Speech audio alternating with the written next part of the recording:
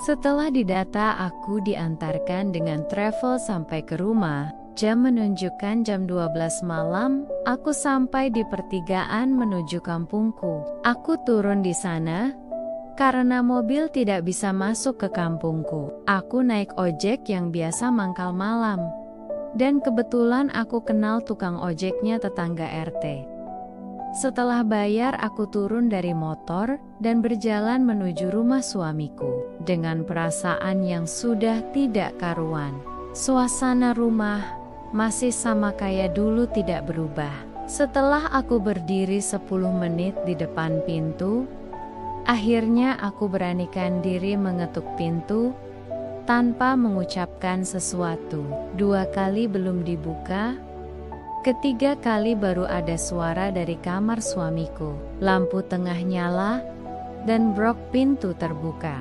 Suamiku yang buka pintu, setengah tidak percaya. Dia mematung sesaat di pintu, seakan tidak percaya yang dia lihat. Baru kemudian dia sadar dan memeluk aku, membawaku masuk duduk di kursi. Mertuaku bangun dan memeluk aku. Dikala itu hatiku pedih, sedih, merasa berdosa, bingung, campur aduk semuanya. Tidak berapa lama aku dibawa masuk ke kamar. Setelah ngobrol sebentar, aku langsung tidur saking lelahnya. Pagi aku bangun keluar kamar, niat mau mandi. Aku lihat suamiku lagi di luar sama ayah mertua ngobrol, dan ibu mertua sedang masak di dapur. Aku masuk kamar mandi, dan aku melihat perutku udah agak besar. Di situ aku nangis dengan perasaan hancur. Harus apa yang kukatakan pada suamiku, juga keluargaku. Setelah mandi, aku ganti pakaian lamaku, sengaja pilih yang besar. Aku memang dari sana tidak bawa apa-apa, hanya baju yang di badan. Uang pun aku dikasih si mami waktu mau berangkat. Uang rupiah itu pun selama di penjara, aku taruh di celana dalam. Tak lama suamiku masuk ke kamar, duduk di ranjang. Perasaanku sudah tidak karuan. Dia bertanya tentang kepulanganku. Nah, di sini aku terpaksa berbohong bahwa aku dipulangkan majikan mendadak. Aku difitnah mencuri sama majikan, makanya pulang tanpa kabar. Dan selama berbicara, aku tidak berani menatap wajah suamiku, karena aku takut dan merasa berdosa. Sorenya aku ke rumah orang tuaku. Mereka kaget. Tiba-tiba aku pulang dan bertanya tentang kepulanganku. Lagi-lagi, aku mengarang cerita berbohong. Malam kedua sejak pulang, suamiku mungkin rindu dan ingin melakukan hal layaknya suami istri. Apalagi sudah hampir 2 tahun ditinggal, tetapi aku beralasan sedang haid. Aku lihat ada raut kecewa di muka suamiku. Padahal, aku perang batin karena aku sedang berbadan 2 dari benih orang lain.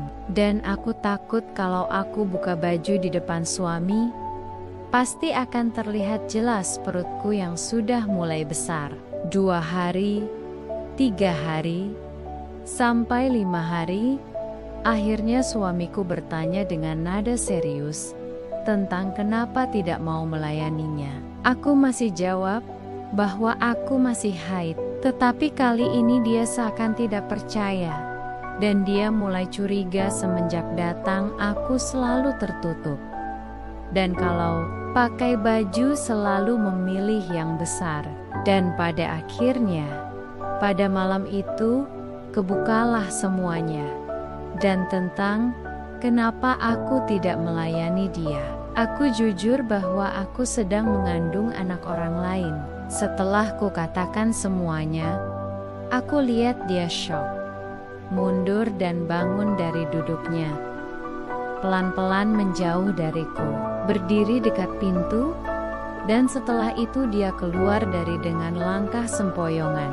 Aku sendiri nangis di kasur, dan pasrah. Apapun yang akan terjadi, aku akan terima. 2 hari berlalu, Aku diajak ke rumah orang tuaku.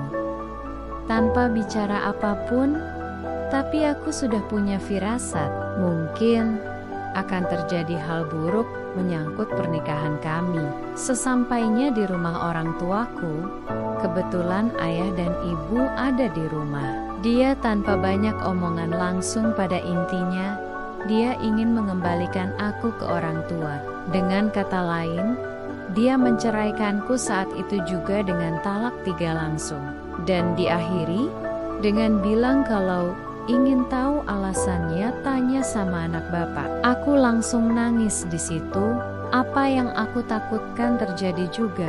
Sebelum dia pergi, dia menyerahkan buku tabungan bank semuanya. Setelah itu dia keluar dan pergi tanpa menoleh lagi. Setelah kepergian mantan suamiku, ayahku bertanya dengan tegas padaku, "Kenapa, ada apa kok tiba-tiba aku diceraikan?" Akhirnya dengan air mata, aku ceritakan semuanya, dan perihal kehamilanku juga. Mereka mungkin seperti mendengar halilintar di tengah siang bolong, mendengar apa yang aku katakan. Ibu menangis, bapak diam 1000 bahasa. 1 bulan sudah semenjak aku diceraikan. Aku memutuskan untuk pergi dari kampung karena malu. Aku pergi ke Jakarta dan ngontrak sambil jualan seadanya dari uang yang hasil kerja dulu. Aku pernah berniat ingin dibagi 2 uang itu sama mantan suamiku, tapi dia menolak dengan alasan uang itu bukan hak dia. Dan dia tidak ingin uang itu walaupun sepeser. Kehamilanku menginjak 7 bulan. Aku pernah mencoba menghubungi ayah dari anak yang aku kandung. Akan tetapi semua kontak sudah tidak bisa dihubungi. Kata-kata manisnya dulu, yang katanya mau tanggung jawab, cuman omong kosong belaka. Kini semuanya aku tanggung sendiri. Siapapun di luar sana yang sedang berjuang demi keluarga, berjuanglah dengan niat dan tekad yang lurus. Semoga kisahku bisa menjadi pelajaran.